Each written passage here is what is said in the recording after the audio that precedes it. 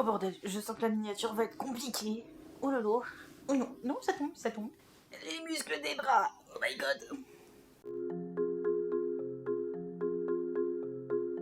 Coucou les arcanes, j'espère que vous allez bien, je suis très contente de vous retrouver pour une nouvelle vidéo et on va faire mon book haul du mois d'octobre qui comprend aussi mes cadeaux d'anniversaire. Parce que cette année, encore une fois, j'ai été très gâtée par mon entourage mais surtout par vous, ma communauté. Je m'attendais pas à recevoir des cadeaux d'abonnés donc franchement je suis trop contente, merci. Ça m'a vraiment touchée de découvrir ça, franchement je m'attendais pas à ce que des abonnés me fassent des cadeaux pour mon anniversaire donc ça m'a énormément touchée, sachez-le. De toute façon je vous ai déjà remercié individuellement donc je vous renouvelle vraiment ma reconnaissance, ça m'a beaucoup touchée. Et bien sûr à côté j'ai aussi des amis et un chéri en or qui m'ont fait des cadeaux donc je suis vraiment trop contente. Mais bien sûr je n'ai pas reçu que des cadeaux pour ce mois-ci, j'ai aussi fait un achat. Ok, j'avais dit que je faisais un no buy et j'ai acheté un truc. Mais je me suis retrouvée avec Johanna, donc de la citadelle de mes lectures, je me suis retrouvée avec elle en librairie et je sais pas, quand je suis passée devant il m'a appelé et j'ai dit viens là prends. Donc oui j'ai fait un achat, mais il m'a pas coûté trop cher, ça va. Donc il y a aussi des services de presse dans le lot et je vais commencer par ceci, je vais terminer en fin de vidéo avec mes cadeaux d'anniversaire si ça vous va. De toute façon vous n'avez pas le choix, c'est moi qui décide, c'est ma vidéo. Je profite aussi pour faire un aparté pour vous parler de mon Patreon. Si jamais ça vous intéresse de me soutenir de manière financière, et bien vous pouvez souscrire un abonnement à mon Patreon.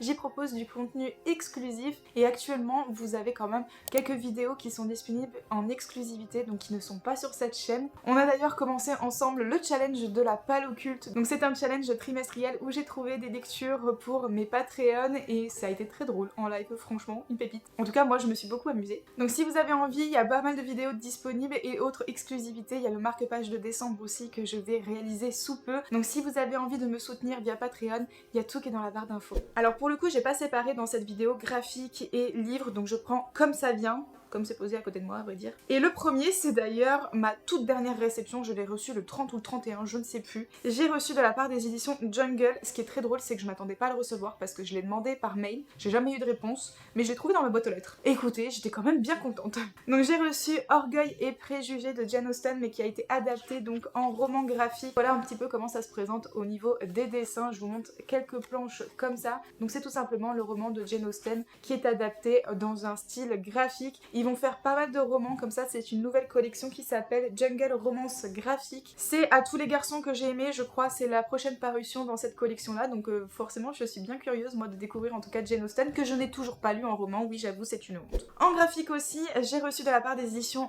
Coda Morgana et Oz, donc que vous avez vu dans mon dernier vlog lecture. Je suis trop contente d'avoir découvert ce webcomic, c'est vraiment une pépite, j'ai passé un agréable moment et franchement il est hyper gros par rapport à d'autres, donc il vaut le coup, je trouve que c'est parfait pour la période automnale. On va être avec Morgana et Oz, donc ils font partie tous les deux de deux clans ennemis. Morgana, comme vous le voyez sur la couverture, est une sorcière, Oz quant à lui est un vampire. Les deux sont vraiment en confrontation depuis des siècles, j'ai envie de dire, c'est une confrontation, un conflit qui remonte à très loin. Quand la mère de Morgana décide de faire un dîner pour essayer d'apaiser les tensions, ça ne se passe absolument pas comme prévu, et Morgana, qui est au même moment en train de discuter à l'extérieur avec Oz, lui lance malencontreusement un sort qui va le transformer en petit chaton tout blanc. Et donc voilà un petit peu comment il se présente le petit chaton. Voilà. C'est trop mignon. J'aime beaucoup cette histoire, si vous voulez mon avis, donc il y a mon update lecture qui va arriver prochainement, mais je vous invite aussi, pour ceux qui sont les plus impatients, à regarder mon vlog lecture. Concernant les romans que j'ai reçus en service de presse, j'ai reçu une nouveauté des éditions Scrineo que j'ai pas pris encore le temps de lire, il faudrait que je me bouge le popotin. Il s'agit du Serment d'Edenai, donc le premier tome Danse-Flamme de Georgia Caldera, une très belle édition. Déjà c'est un semi-rigide, donc c'est pas tout à fait un relié, c'est quand même assez souple au niveau de la couverture, mais à l'intérieur, outre les illustrations que j'ai reçues quand même, je vous les montre parce que voilà, on a à l'intérieur du coup une illustration et il faut savoir que c'est Georgia Caldera qui a fait la couverture, donc elle est illustratrice aussi et je trouve que c'est vraiment un très beau roman. Et donc derrière vous avez celui-ci, donc c'est exactement les petites cartes là que je vous ai montrées. Alors j'ai du mal à résumer ce livre, mais pour vous le faire avec mes propres mots, nous sommes dans un univers où les titans sont considérés un petit peu comme des dieux et leur corps décédés, de ce que j'ai compris, forment des îles et il y a un clan sur chaque île. Et là du coup je suis en train de me dire que c'est un petit peu compliqué pour moi, donc je vais vous lire le résumé. Quand les dieux se mêlent des affaires des hommes, c'est le monde entier qui est ébranlé. Eldenai a travaillé dur toute sa vie pour devenir danseuse sacrée au service de Vel, le dieu titan dont le corps forme l'île où elle est née. Pourtant, alors qu'elle touche enfin son rêve du doigt, les célestes débarquent de Stellion, un astre titan que l'on croyait désert, pour ravager le monde qu'elle connaissait, anéantissant tous ses espoirs. Une seule chose compte désormais, sauver Elandrine, sa petite sœur qui ne sait même pas qu'elle existe. Pour elle, Eldenhai est prête à tout, même à devenir le bras armé d'une déesse. Mais une rencontre avec un mystérieux et séduisant jeune homme, chaman lui aussi, pourrait bien à nouveau bouleverser tous ses plans. On est quand même sur de la romantasy young adulte. J'aime beaucoup, en fait, ça me fait penser un petit peu à des inspirations asiatiques, inspirations un petit peu Attaque des Titans aussi. Enfin bref, j'aime beaucoup l'idée, en tout cas ça m'a bien plu, ça m'a bien appelé au niveau du résumé, donc j'ai très hâte de pouvoir le découvrir.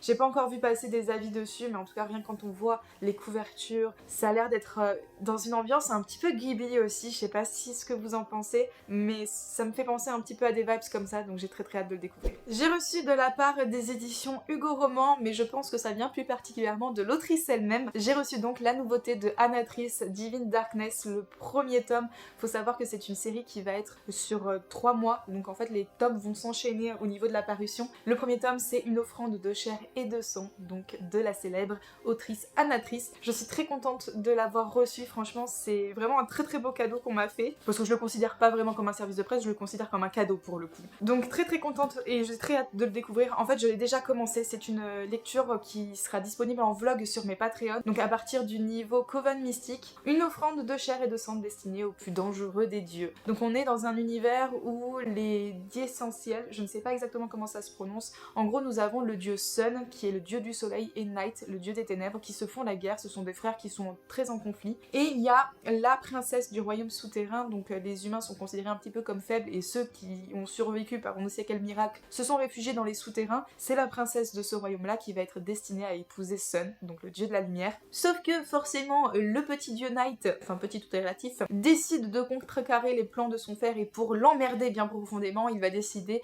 de kidnapper sa fiancée. Danae va donc être séquestrée, on va dire, par Night et il va lui faire une proposition, mais ça va être un petit peu un ultimatum. Si elle veut protéger son peuple de la guerre qui est inévitable avec Sun, elle doit se comporter comme sa fiancée et jouer finalement la parfaite dame de la nuit auprès de sa cour, donc qui est composée de vampires, loups-garous et autres créatures de la nuit. J'aime beaucoup l'autrice Anatrice déjà en tant que personne, mais aussi en tant qu'autrice, donc et j'ai très hâte de le découvrir dans ce roman-là. Je me suis fait un petit préjugé quand même, j'avoue, mais quand même je ne peux pas juger qu'avec un chapitre et un prologue, donc on va voir sur la suite ce que ça donne. J'ai reçu aussi en service de presse de la part des éditions Olympe un très bel ouvrage, mais mon dieu, je ne m'attendais pas à recevoir un aussi beau jaspage. Il s'agit de Powerless, donc de Lauren Roberts. J'ai trouvé la...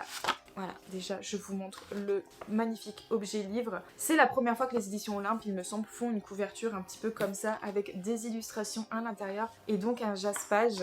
J'ai très hâte de le lire, je crois que je l'ai mis dans un challenge, mais je participe à beaucoup trop de challenges à mon goût. Chasseur, proie, fait l'un pour l'autre, donc c'est les mots-clés qui se trouvent sur la 4e de couverture. Et de ma mémoire, on est avec une société d'élite en fait qui rejette, on va dire, ceux qui sont les plus faibles, très bien comme mentalité, hein, n'est-ce pas? C'est ironique au cas où les gens n'auraient pas compris. Et donc cette élite-là, on va dire que c'est les seuls qui sont autorisés à vivre dans le royaume et les ordinaires sont complètement, voilà, écartés, on va dire. Pédine fait partie justement de ces ordinaires-là et elle se fait passer pour une médium. Un jour, elle va croiser malencontreusement la route en fait d'un jeune prince.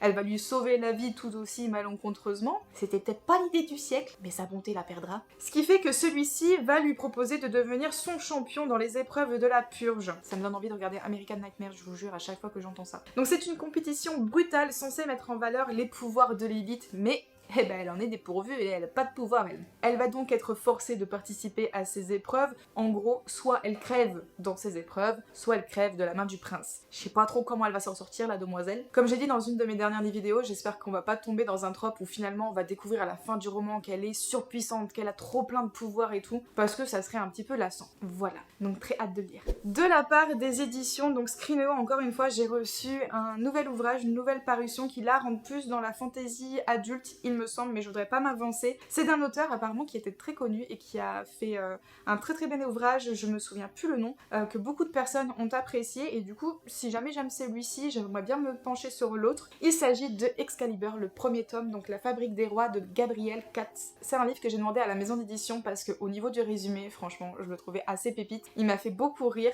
On est en gros sur la Bretagne qui est envahie par des hordes barbares et ils se font un peu assiéger parce qu'ils n'arrivent pas à trouver un roi capable de monter sur le trône trône, etc.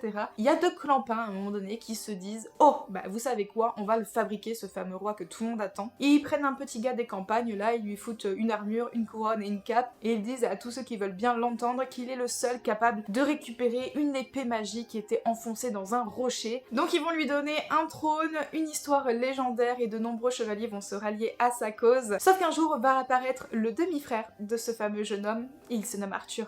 Et si vous avez un petit peu écho à l'histoire originale, les deux clampins, en fait, c'est Lancelot et Merlin. Voilà, le résumé m'a fait mourir de rire en vrai quand je l'ai vu et j'ai dit faut que je lise ce livre. Je l'ai toujours pas terminé parce qu'en fait j'avais commencé, j'en étais au chapitre 3, c'était plutôt sympa, écrit assez gros en plus de ça, donc je pense que ça peut se dévorer et j'aimerais bien le terminer et le reprendre du coup au chapitre 1, on va pas se mentir parce que là je n'y arriverai pas. Donc j'aimerais bien le lire et le terminer courant du mois ou mois prochain ou moins avant la fin de l'année. Tout ce qui se rapporte aux légendes arthuriennes, c'est pas forcément ce vers quoi je vais me diriger en premier, mais écoutez, si jamais je l'apprécie celui-ci, c'est peut-être un genre vers lequel je vais me diriger. Enfin, le dernier service de presse que j'ai reçu et je l'attendais avec impatience, malheureusement je l'ai reçu un petit peu tardivement, j'aurais voulu le lire avant la période d'Halloween pour avoir ce côté un petit peu spooky, sauf que bah, j'avais commencé d'autres lectures entre temps donc j'ai pas réussi, mais ça ne saurait tarder parce que je ne compte pas le laisser de côté. Il s'agit de Curse, donc 20 mythes et contes revisités dans un style un petit peu horrifique. C'est un collectif d'auteurs qui se sont mis sur ces nouvelles-là, dont Neil Gaiman. J'ai très envie de lire American Gods de lui, parce que c'est un univers que j'ai découvert au travers de la série, mais je suis très impatiente quand même de découvrir le roman. Et donc ici, on est avec des contes tels que nous les connaissons, mais dans une version un petit peu plus horrifique. Donc voilà, j'ai très hâte de le découvrir. J'ai pas grand chose à dire pour l'instant, si ce n'est qu'il me fait vraiment très envie. On a 20 contes populaires, intemporels, nouveaux et anciens. Découvrez dans ce recueil porté par les plus grands auteurs de l'imaginaire 20 interprétations uniques des classiques de contes de fées ou nouvelles malédictions du monde moderne. Oui, comme je vous le dis, hein, c'est vraiment des revisites, hein, c'est pas les contes tels que nous les connaissions, c'est vraiment des choses un petit peu plus spooky et ça a été retravaillé donc par ce collectif d'auteurs, donc très hâte. Et enfin on arrive à mon seul achat du mois, je ne vais pas vous mentir, j'ai craqué forcément en librairie comme je vous le disais juste avant, mais je ne pense pas qu'il va faire long feu celui-ci parce que j'en parle régulièrement de cette série dans mes vidéos. Il s'agit du tome 4 de Vampire Knight, donc qui est publié aux éditions Panini Manga, je vérifie parce que j'étais pas sûre de mon coup. C'est une série de manga que j'aime particulièrement parce que c'est l'un des premiers animés avec Elfenlied que j'ai vu quand j'étais toute jeune, donc j'étais très emballée par le fait de découvrir le manga et de voir les différences. Pour l'instant, de ce que je me souviens de ma mémoire qui est un petit peu lointaine, je n'ai pas forcément vu de différence, donc après je n'ai lu que les 2 premiers tomes, mais c'est dans une perfecte édition, donc ça regroupe 2 ou 3 tomes je crois de la version classique. En tout cas j'adore les dessins, c'est vraiment une petite pépite ce manga. Si vous ne connaissez pas, je peux que vous recommander de découvrir parce que vraiment, ok, ça a vieilli dans le sens où les dessins sont peut-être pas non plus des plus actuels, mais franchement ça reste hyper beau, ces yeux là comme c'est fait, j'adore. Donc lisez-le si vous ne connaissez pas. On passe maintenant à mes cadeaux d'anniversaire et franchement je ne sais pas par lesquels commencer parce qu'il y en a beaucoup et ils sont tous très beaux et c'était tous très gentils. Encore une fois, un grand merci à vous qui m'avez offert ces cadeaux.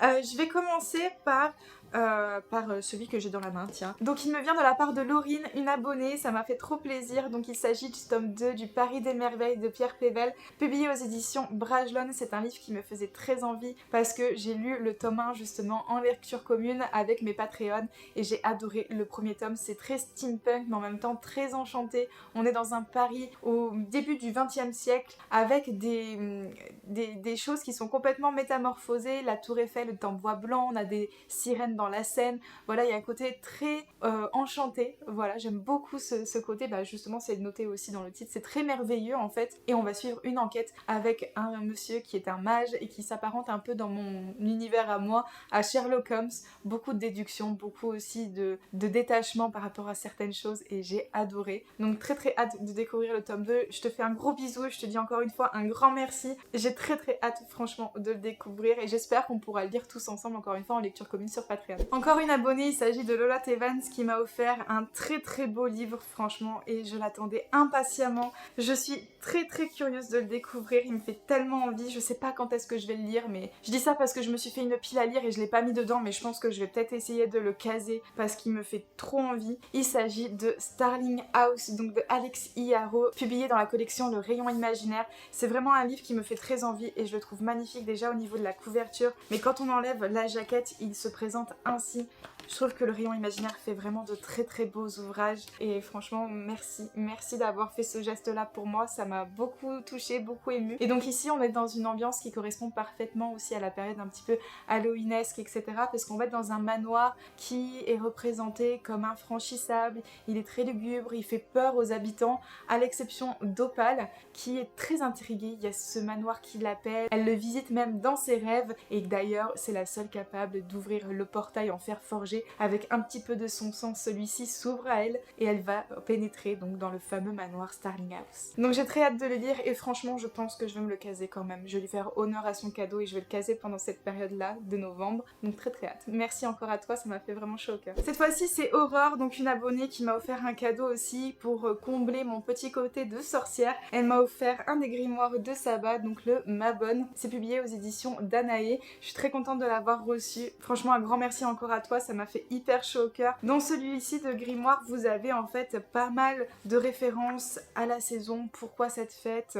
comment on la célèbre, les petits rituels qu'on peut faire. Il y a toute une partie histoire en fait et une partie un petit peu plus pratique avec des petits sortilèges. Voilà, c'est mon petit côté un petit peu witchy. Ce côté-là, j'en parlerai plus dans Patreon du coup. Mais ça m'a fait hyper plaisir, ça m'a beaucoup touchée justement. En plus, c'est un très bel ouvrage, très bien illustré, toutes les pages, il y a des dessins, ça nous plonge vraiment dans l'ambiance. Franchement, je suis absolument fan. C'est vraiment un très très beau cadeau, merci à toi, ça m'a vraiment fait chaud au cœur. Donc je suis très contente, je pense que je vais le parcourir encore, même si ma bonne est passée, je vais le parcourir là pour la saison. Ça va être super intéressant, ça va me plonger un petit peu dans mon petit côté witchy et vraiment je suis fan. Regardez les illustrations, je les trouve trop belles. Donc encore une fois, un grand merci à toi Aurore d'avoir eu cette attention pour moi, pour mon anniversaire. Ça m'a vraiment touchée, donc un grand merci à toi. On va passer maintenant au cadeau de mes copines et c'est là où je me dis que je suis vraiment chanceuse parce que les réseaux sociaux, je regrette pas du tout de m'être lancée parce que j'ai pu faire vraiment de très belles rencontres et construire de très belles amitiés. Et ces belles amitiés là, bah regardez, elles m'offrent des cadeaux pour mon anniversaire, donc ça m'a vraiment touchée. Bon après il y a d'autres personnes qui m'ont offert des cadeaux pour mon anniversaire mais c'était pas des livres donc je le mets pas dans ce book haul là, mais je pense aussi grandement à vous, un grand merci. Et je commence par le cadeau de Johanna de la Citadelle de mes lectures. Elle m'a offert les 2 prochains tomes, donc de l'Assassin Royal, le tome 2 et le tome 3, donc de Robin Hobb. Et j'ai eu l'occasion de découvrir le premier tome en lecture commune sur le Discord du coup de la chaîne YouTube. Et je m'étais dit que ça pouvait être l'occasion aussi de faire un petit rendez-vous saga et de se lire un tome peut-être tous les 2 mois, pourquoi pas. Ces derniers temps j'ai eu un petit peu du mal parce que j'ai eu mon déménagement, je suis tombée malade et j'ai été très fatiguée. Il est en train de déménager en haut. Donc j'ai eu un petit peu du mal à animer le Discord, mais ça va revenir notamment avec une nouvelle lecture commune, potentiellement celle-ci, ou alors un autre petit titre, on verra. Mais en tout cas, je suis très contente, un grand merci à toi Johanna, ça m'a fait hyper plaisir de passer déjà cette journée avec toi, franchement c'était trop bien. Et de recevoir du coup de ta part ces 2 petits livres, ça m'a fait vraiment chaud au cœur, merci. Camille de Madame Errance a aussi pensé à moi du coup pour mon anniversaire, puisqu'elle m'a fait de très beaux cadeaux. Tout d'abord celui-ci, donc c'est L'âme du mal de Maxime Chatham, c'est un thriller apparemment assez noir. C'est ma belle-mère qui m'en a parlé, en fait, la mère de mon chéri. Elle est une grande lectrice aussi, mais plus dans l'univers du thriller. Si jamais ça vous intéresse, je pourrais lui demander de vous faire des recommandations parce qu'elle en lit beaucoup. Et elle est beaucoup dans les thrillers très noirs, très macabres, très gore. Voilà, je sais que je m'entends bien avec ma belle famille, je sais bien pourquoi. Et du coup, c'est elle qui m'a conseillé ce livre-là de Maxime Chatham, puisqu'elle venait toujours de le terminer, elle avait beaucoup aimé. Donc tous les thrillers généralement que je retrouve dans ma wishlist, c'est grâce à elle. Et ceux que je vous parle aussi sur la chaîne, la plupart du temps, c'est de elle aussi que ça me vient. Et dans cette histoire, on y suit donc le fameux bourreau de Portland qui tuait ses victimes dans d'atroces souffrances, sauf qu'il est décédé et pourtant ses crimes continuent. C'est l'inspecteur Joshua qui a mis ce monstre hors d'état de nuire qui doit désormais poursuivre son double. Donc là, ça va être encore quelque chose de très haletant, je le sens. Donc un grand merci à toi Camille pour ce petit thriller. J'ai très hâte de le lire. Personnellement, je pense que ça va plutôt aller dans la période un petit peu hivernale. Faut savoir que moi je lis très peu de romances de Noël. Je n'aime pas forcément ça. Je pense que je n'en lirai pas cette année, à vrai dire. Mais par contre, et là vous allez me prendre un petit peu pour une folle, j'adore les thrillers dans la période hivernale. Ce côté très froid, très angoissant. Bah ça correspond bien au thriller en fait. Et donc j'ai envie de me faire une petite pile à lire pour Noël. Mais elle m'a également offert en édition reliée une suite de saga que je ne suis pas à jour. Voilà, j'avoue, je ne suis pas à jour là-dessus. Mais au moins, j'ai tous les tomes grâce à elle et je la remercie grandement de m'avoir offert du coup une lumière dans la flamme de Jennifer L. Armentrout. J'avoue, j'ai même pas pris le temps de l'enlever du blister, mais je suis trop contente qu'elle m'ait offert cette suite de saga. Faut vraiment que je me mette à jour. Je suis très impatiente justement parce que c'est vraiment une saga quand même où j'ai adoré les 2 premiers tomes. J'ai eu un coup de cœur quand même pour le premier. Donc j'ai vraiment envie de me mettre à jour assez rapidement parce que le rythme de parution s'enchaîne et je prends un grand retard. Donc voilà, un grand merci à toi Camille, franchement pour tes 2 présents, ça me fait vraiment hyper chaud au cœur que tu aies pensé à moi et que tu aies fait ce geste là, du coup ça me fait vraiment très chaud au cœur, merci à toi. Bien sûr, ma chère et tendre Émilie de la bibliothèque d'Emilia a aussi pensé à moi pour mon anniversaire et elle m'a offert un livre, plus autre chose du coup, que vous verrez peut-être. Où c'est que je l'ai mis? Où c'est que je l'ai mis? Il est là-bas, mais du coup vous le verrez peut-être pas. Elle m'a offert une petite calcutisse. J'aime beaucoup ces figurines. Bref, c'était pas le sujet. On est dans un book haul, c'est les livres ici. Donc elle m'a offert Les filles de Witch Hazel House, écrit par Nora Lake et Cécile Guillot, publié aux éditions Naos. Je suis très contente, c'était vraiment un titre qui me faisait très envie. En plus, il est très très beau. Voilà. Je l'ai lu en lecture commune avec mes Patreons justement pour la période un petit peu spooky et j'étais très contente. Ça a été vraiment une petite pépite ce livre-là. Peut-être pas un coup de cœur, mais en tout cas, j'ai adoré l'ambiance. Donc je vous en reparlerai bientôt en lecture commune. Mais un grand merci à toi, Émilie, d'avoir pensé à moi et de m'avoir fait ce cadeau. Franchement, ça me fait vraiment chaud au cœur. Merci pour ton amitié aussi. Je te fais des gros bisous, merci à toi. Et je termine donc par le meilleur, mon chéri. Du coup, il m'a offert 3 livres et j'étais grandement impatiente parce que c'était des livres des éditions Plume Blanche. Il a passé une commande pour moi parce que les éditions Plume Blanche, faut savoir que je les commande pas sur Amazon parce que c'est vraiment des livres qui sont différents en termes d'impression, que ce soit sur Amazon ou sur leur site internet. Donc je vous conseille vraiment d'aller sur leur site internet si vous voulez les acheter parce que ils sont de meilleure qualité, ils ont les dorures ou le côté un petit peu brillant. Donc voilà, faut vraiment les acheter sur leur site internet. Et du coup, il m'a offert 3 titres. Il m'a offert donc une suite de saga, une suite de duologie plutôt, que j'étais impatiente de poursuivre parce que le tome 1, franchement, était une très très bonne lecture. Il s'agit de Tiziri, tome 2 d'Alexiane Delis. Trop impatiente de poursuivre et de conclure donc cette duologie qui est sous forme un petit peu écologique avec l'acceptation des différences, l'acceptation d'une autre culture. J'ai beaucoup aimé justement le personnage donc de Blanche et le personnage aussi qu'on retrouve dans l'autre clan. Je sais plus comment il s'appelle, mais en tout cas, j'ai adoré l'histoire. Donc très très hâte de poursuivre. Mais il m'a offert aussi une saga, le tome 1. Je suis très impatiente aussi de le découvrir parce que c'est Johanna qui en parle beaucoup ces derniers temps et apparemment ça a été très très très bien. Une très très bonne lecture pour elle et elle m'a dit que ça allait davantage me plaire parce que ça réunissait un petit peu tout ce que j'aimais dans les romans de dark fantasy un peu parce qu'il me semble que c'est de la dark, le côté un petit peu angoissant et tout. Il s'agit du premier tome du Porteur de mort de Angela Harking, donc l'apprenti, quand l'amour entraîne l'âme vers les ténèbres. Déjà ça pose un petit peu l'ambiance. À 17 ans, Seize est nommé pour intégrer la plus grande confrérie du royaume d'Ascalpion. S'il accepte, il deviendra l'un des guerriers les plus éminents de la monarchie. S'il refuse, il restera le gamin frivole et arrogant qui fraye avec les bandits de sa ville d'origine. Alors que l'ombre du renégat s'étend sur sa terre natale, Seize va devoir prendre la décision qui bouleversera sa vie et bientôt il devra faire face à ses propres démons. Il y a un côté aussi un petit peu l'assassin royal du coup, mais je pense qu'on va pas être dans la même continuité. Là, j'ai très hâte, très très hâte, vraiment. C'est pas écrit très gros, mais j'ai quand même très très hâte. Ça va me tenir quand même beaucoup de temps parce que je crois qu'il y a 6 tomes. Et enfin, le dernier qu'il m'a offert, je l'attendais aussi avec impatience, c'est un des titres, bon, tous les titres me tentaient, de toute façon je lui avais fait une liste. Là, c'est le titre que je voulais le plus dans la liste en vrai, donc je suis très contente qu'il me l'ait choisi. Il s'agit de La Voix de la Vengeance de Sacha Morage. Du coup, chez les éditions Plume Blanche, c'est un one-shot, il me semble. En tout cas, il a gagné le prix des Aliénales cette année. On nous dit Vel a tout perdu, son frère d'abord, égorgé sous ses yeux, son futur ensuite, puisqu'elle est désormais traquée par le puissant bureau pour usage illégal de sa voix. Il ne lui reste qu'une chose, la vengeance. Elle se le promet, elle tuera Ervain, le membre du bureau responsable du meurtre de son frère. Quel qu'en soit le prix, peu importe les conséquences. Son obsession pour Ervain l'entraîne de plus en plus loin dans des sacrifices de plus en plus sanglants et dans des ténèbres de plus en plus obscures, jusqu'au point de non-retour. Voilà pourquoi ça m'intriguait pas mal quand même. Ça a l'air quand même assez sombre, assez dark. J'aime bien l'idée d'avoir cette voix.